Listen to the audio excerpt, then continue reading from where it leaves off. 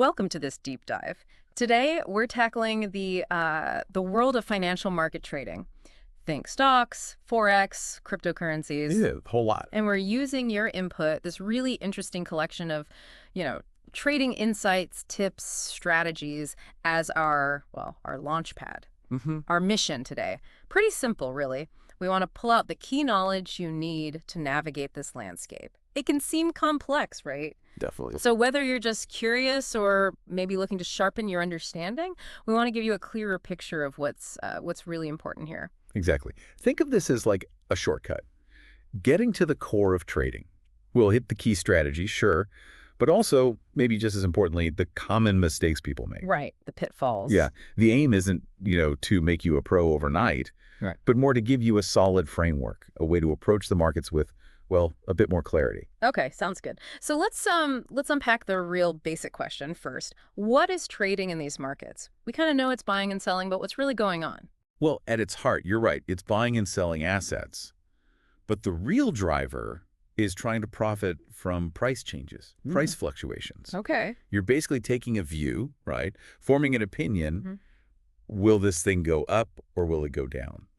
And then you position yourself to hopefully profit if you guessed right. Mm-hmm. And what's interesting, like you said, is the variety. Mm-hmm. Stocks, currencies, crypto, Yeah. and how many different ways people actually approach it.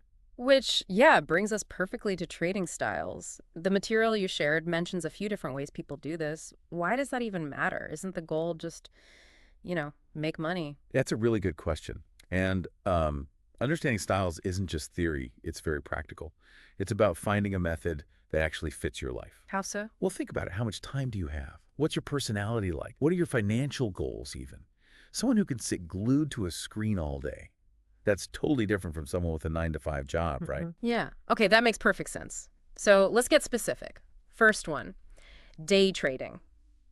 Sounds fast, like in the movies. Yeah. What's the reality? It can definitely be intense. Day trading means making lots of trades within one single day. Usually you're flat, no open positions by the end of the day. Right. The goal is to grab tiny price movements, little scalps throughout the day, and hope those small wins add up. But, like the sources say, it takes a lot of time. Uh-huh. Plus, quick decisions, you'd be sharp. You absolutely need a solid strategy. Something tested. You're basically jumping in and out constantly. Wow. Nerves of steel required, I imagine. Mm-hmm. And a lot of coffee. Probably, yeah. Okay, then there's swing trading. How's that different? Swing trading. Yeah. It zooms out a bit. Instead of minute by minute, you're holding positions for, say, a few days, maybe even a few weeks sometimes. Okay. The idea here is to catch bigger price moves, those expected swings. That's where the name comes from.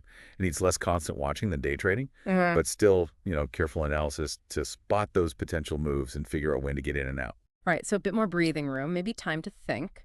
And then long-term investing, that feels more familiar, maybe what most people picture. Exactly. That's the classic build wealth over time approach. Years, even decades. Usually involves buying assets, holding on to them, believing they'll grow in value long term. Buy and hold. Yeah, buy and hold strategies. Yeah. The material also mentions keeping fees low because they add up over time and maybe getting income from dividends. Generally less hands-on, much more suited for long-term goals. So for anyone listening, it's worth thinking right now which style might fit you. Your schedule, your temperament, day trading's intensity, swing trading's rhythm, or the slow burn of long-term investing. Good questions to mull over. Definitely. All right, so we've got the basic landscape. Now, Hmm. how do you actually try to succeed? What makes the difference? The insights pointed to some key strategies. Yes, exactly. Knowing the styles is step one, but to actually navigate well, you need strategies. And the sources highlight technical analysis, fundamental analysis, and this one's huge risk management. Let's start with technical analysis. It sounds, well, technical. Can you break that down simply? Sure. Think of technical analysis as trying to read the market's own language. Mm-hmm. You look at past price charts, trading volumes, looking for patterns, basically. Patterns. Yeah, the idea is that market psychology, how people react, tends to repeat. So by looking at charts using tools like moving averages or the RSI that the material mentioned, you try to spot trends, where support might be, where resistance might be. So like being a detective, looking for clues in how the market acted before. That's a great way to put it, yeah. Now, fundamental analysis, that's a whole different angle. Okay. Instead of the chart, it looks at the actual underlying value of the asset. So for a stock, that means digging into the company's health, its earnings, its debt,